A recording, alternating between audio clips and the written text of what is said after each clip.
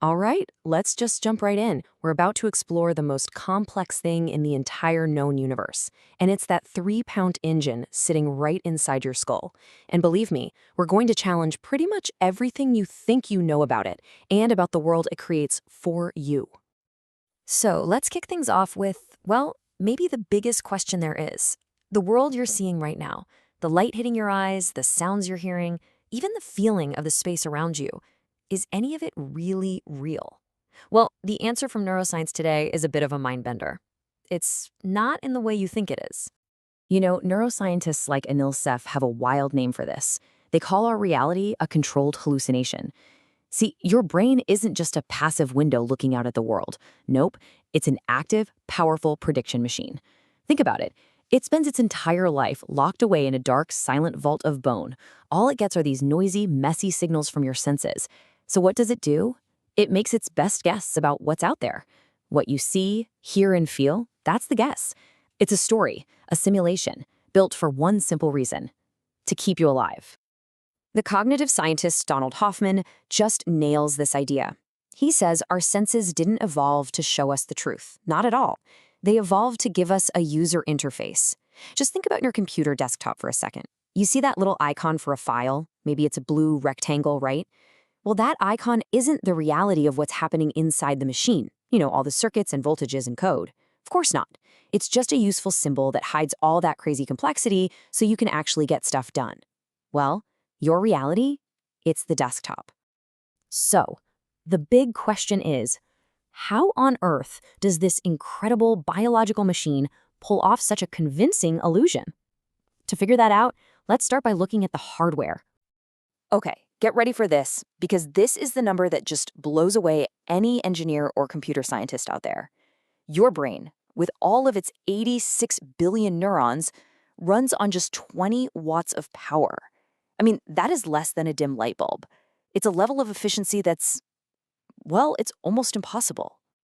And this comparison right here really just drives the point home. A state-of-the-art supercomputer trying to even simulate what your brain does needs megawatts of power, and it can only run at a fraction of the speed. Meanwhile, your brain is doing it all in real time on less power than that light bulb we just talked about. Plus, it's self-repairing, it's adaptable. It is without a doubt fundamentally more efficient than any machine we have ever built. All right, so that's the hardware. Now let's talk about the software, the operating system of your mind. And we're going to focus on something that for many of us is so constant we barely even notice it, that little voice inside your head. See, that inner voice isn't just you randomly talking to yourself. It's a powerful evolutionary tool.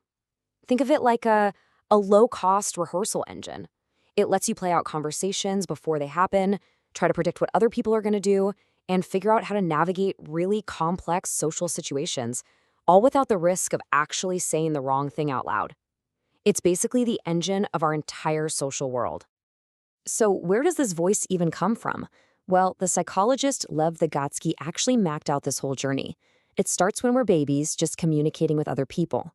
Then, you know how little kids will talk to themselves out loud while they're playing or trying to figure something out? That's called private speech. And eventually, that external voice goes underground, becoming the silent, internal monologue most of us have as adults. It's this amazing journey from being a social tool to a cognitive one. But here is where our whole understanding of the mind gets a massive, radical update.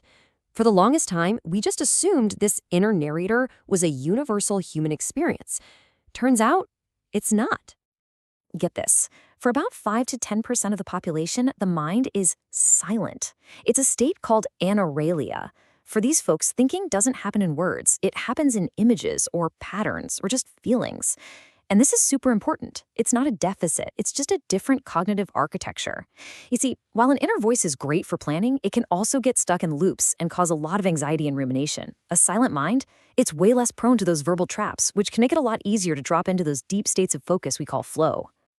Okay, so whether your mind is noisy or silent, it doesn't matter, because all of our brains are facing a completely unprecedented challenge from the modern world, and it's a challenge that is pushing our ancient 20-watt hardware to its absolute breaking point. What's that number? 35,000. That is the estimated number of choices the average adult makes every single day. Think about it, from what to wear to what to have for lunch to which email to click on first. And here's the kicker.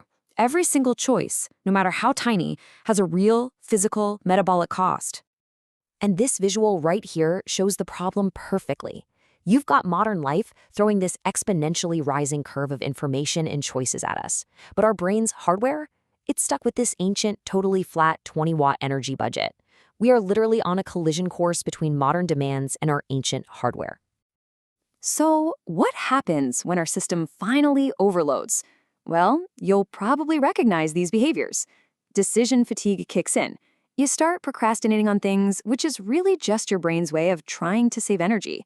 Or you make impulsive choices just to get it over with and escape the mental load. Or worse, you get stuck in that paralyzing loop of indecision, which, paradoxically, burns even more energy. All of this is just your brain trying to protect itself from a total computational burnout. This all leads to what the psychologist Barry Schwartz famously called the paradox of choice. And it turns out we tend to fall into one of two camps when we make decisions. First, you have the maximizers. These are the people who feel like they have to find the absolute best option. They will research and compare everything. And even when they make a great choice, they're often left feeling regret about all the other options they didn't pick. Then you have the satisficers. They don't look for the best, they just look for good enough. And you know what? They spend way less energy, they make their decision, and they consistently report being significantly happier.